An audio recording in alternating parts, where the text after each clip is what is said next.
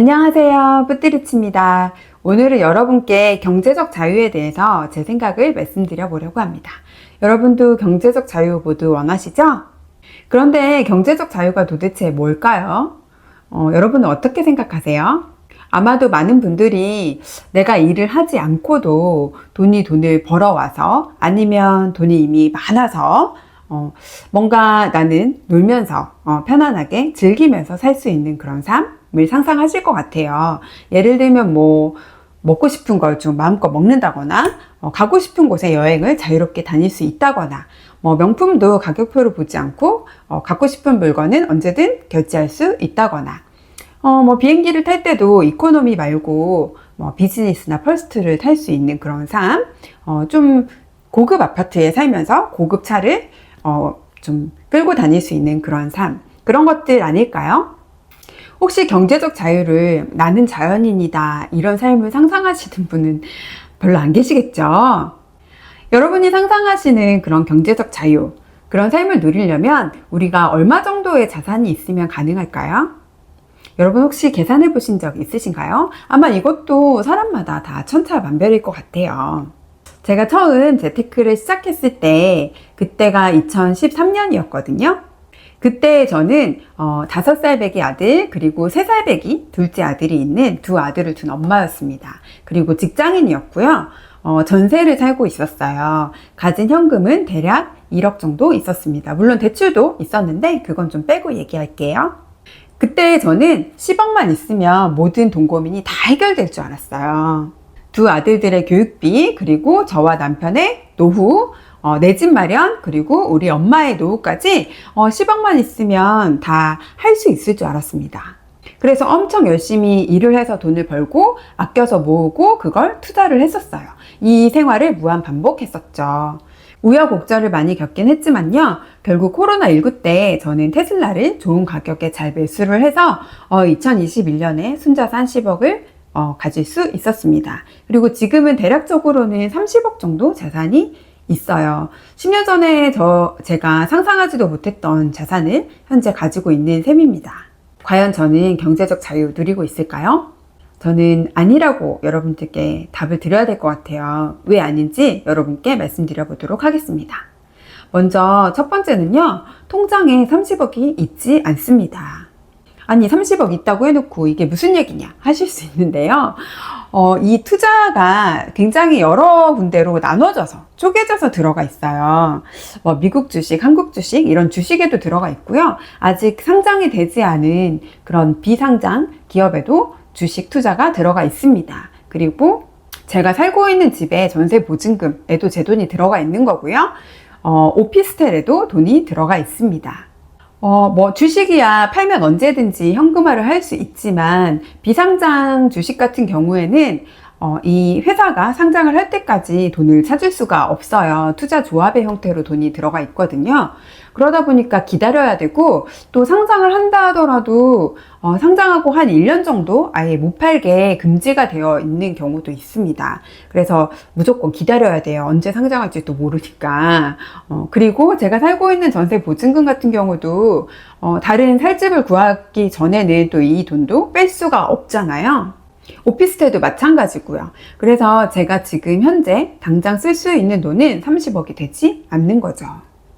100억 부자, 200억 부자도 아마 통장에 100억을 딱 갖고 있는 분은 거의 안 계시지 않을까요? 다른 부동산의 형태나 이렇게 자산의 형태로 갖고 있기 때문에 내가 가진 자산이 얼마인 거랑 내가 지금 당장 쓸 수 있는 돈이 얼마인지랑은 굉장히 다를 수 있거든요. 그래서 100억 부자라면 엄청 편하게 살겠네, 엄청 즐기면서 살 수 있겠다라고 생각할 수 있지만 실제로는 그렇지 않을 수 있다는 걸 여러분도 알아주셨으면 좋겠습니다. 그리고 또 제가 자유롭게 돈을 쓰지 못하는 두 번째 이유는요, 바로 세금입니다. 배당이나 이자 같은 것들 많이 받으면 그래서 내 월급을 대신할 수 있으면 너무 좋을 것 같잖아요. 물론 좋은 일이긴 합니다. 하지만 여기에는 또 세금이라는 게 따라 붙을 수 있거든요. 여러분 받으시는 배당금, 이자 소득 여기에서 사실 15.4%가 원천징수되고 들어오긴 하는데요. 이 금액 자체가 연간 2천만 원 이상이 되면 또 종합과세 대상이 되기 때문에 5월 달에 종소세 신고를 다시 하셔야 될 수 있어요. 저 같은 경우도 작년과 올해 종소세를 꽤 많은 금액을 냈거든요. 직장 다닐 때랑은 차원이 다른 액수를 세금으로 만나다 보니까 정말 세금이 생각보다 굉장히 많이 부담스럽고 좀 무서울 수도 있다라는 생각을 하게 됐습니다. 그래서 지금은 돈이 생기면 내년도 세금을 위해서 세금 적금을 하고 있을 정도예요. 예전에는 세금 많이 내도 좋으니까 많이 벌어나 봤으면 좋겠다 이런 생각을 했었는데요. 막상 큰 세금을 만나니까 또 세금 많이 내게 되면 건보료도 따라서 또 오르잖아요. 그래서 매달 건보료가 좀 무섭게 빠져나가다 보니까 이제 카드값 대신 건보료 걱정, 세금 걱정을 하고 있습니다. 물론 카드값 대신 이런 걱정을 하는 게 당연히 100배 낫죠. 하지만 이제 돈 걱정 없이 그냥 들어오는 족족 쓰면서 살 수는 없더라 라는 걸 말씀드리고 있습니다. 게다가 저는 또 4인 가족이잖아요. 제가 만약 싱글이었으면 훨씬 좀 여유로울 수 있을 것 같아요. 이 정도 자산이면. 근데 이제 4명이다 보니까 제가 가진 자산을 넷이 같이 나눠서 써야 되잖아요. 그리고 저희 아이들은 아직도 한참 돈이 들어갈 일이 많고 돈을 써야 될 시간이 더 많이 있기 때문에 나누기 사로도 좀 부족한 것 같거든요. 뭔가 미래를 다 접어놓고 현재 생을 즐기면서 살자라고 하면서 소비를 하기에도 아이들 교육비나 이런 것도 고민하지 않을 수가 없어서 그런 부분도 좀 경제적 자유를 마음껏 누리게 하기가 좀 힘든 것 같아요. 그리고 그렇게 하려면 결국 제가 가진 자산을 좀 팔아야 어떤 소비라던가 이런 것들이 가능할 수 있는데, 큰 것들은 그럴 수 있는데, 제가 힘들게 모은 제 자산을 팔아서 소비를 한다? 그것도 쉬운 일이 아니죠.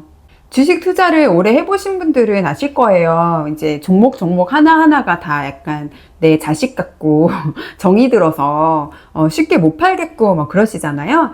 저도 비슷한 것 같아요. 수익이 잘 나면 잘 나는 대로 또 아까워서 못 팔겠고, 지금 수익이 좀 안 나는 애들, 인 애들은 또 마이너스인 애들은 또 아까워서 손해보면서 팔 수는 없다라는 생각이 좀 드니까 또 그래서 못 팔겠고, 그래서 자산을 줄여서 자산을 팔아서 소비를 한다? 이것도 역시 쉬운 일은 아닌 것 같습니다.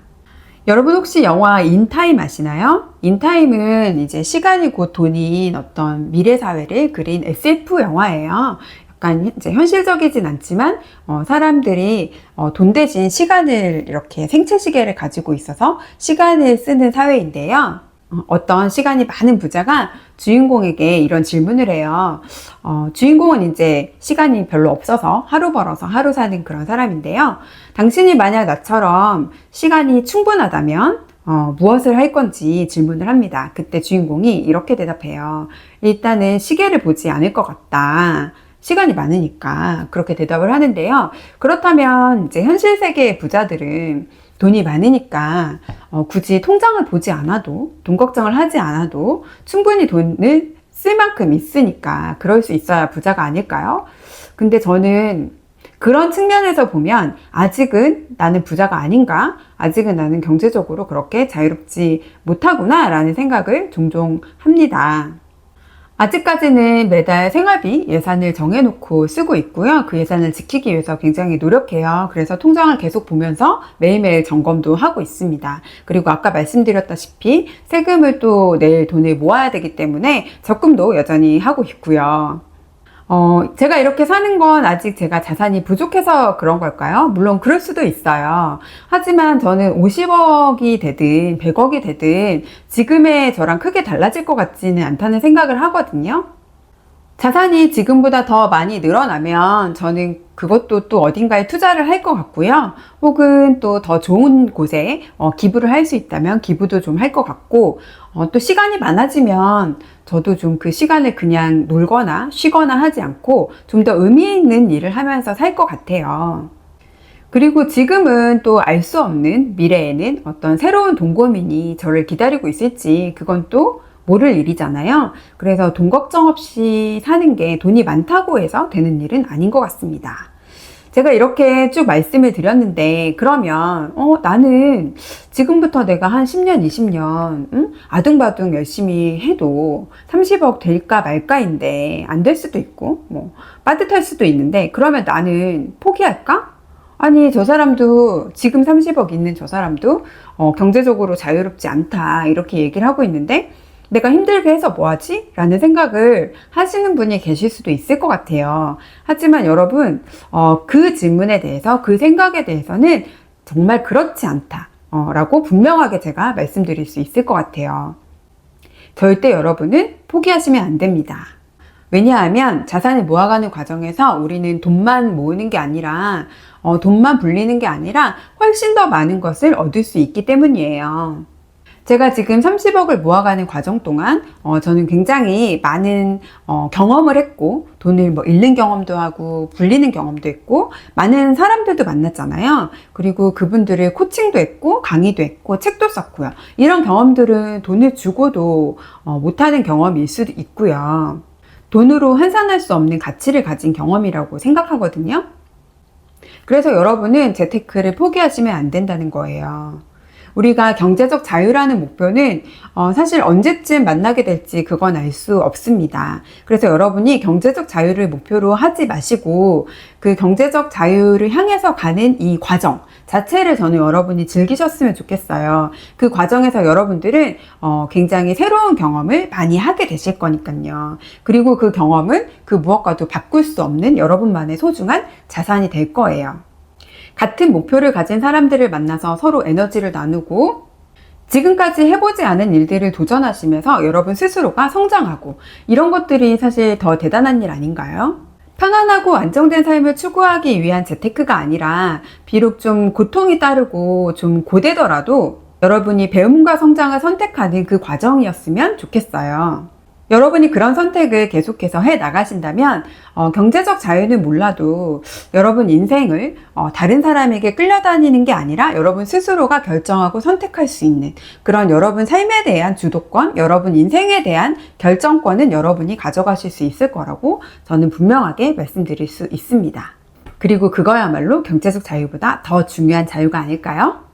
그리고 재테크는요, 1, 2년 만에 끝나지 않잖아요. 굉장히 오랜 시간이 걸리기 때문에 이 시간 동안 여러분이 지치지 않고 포기하지 않으려면 누군가 함께 할 만한 가족이나 친구가 있으면 굉장히 도움이 많이 되거든요. 그래서 여러분과 함께 달려줄 그런 페이스 메이커를 꼭 찾으셨으면 좋겠습니다. 그리고 저 뿌띠리치도 여러분의 페이스 메이커가 될 수 있도록 열심히 노력할게요. 뿌띠리치가 페이스 메이커가 되시면 좋겠다 하시는 분들은 구독을 꾹 눌러주세요. 2024년도 벌써 5월이 다 끝났습니다. 6월이 시작됐어요. 이제 한 달만 더 지나면 2024년이 상반기가 끝나게 되는데요. 상반기의 마지막 달, 6월을 더 알차게 보내셨으면 좋겠습니다. 그리고 하반기 계획도 다시 한번 잘 세우셔야 되겠죠? 저도 여러분과 함께 더 알찬 시간 보낼 수 있도록 노력하겠습니다. 그럼 저희는 다음 주에 또 다른 이야기로 만날게요. 감사합니다.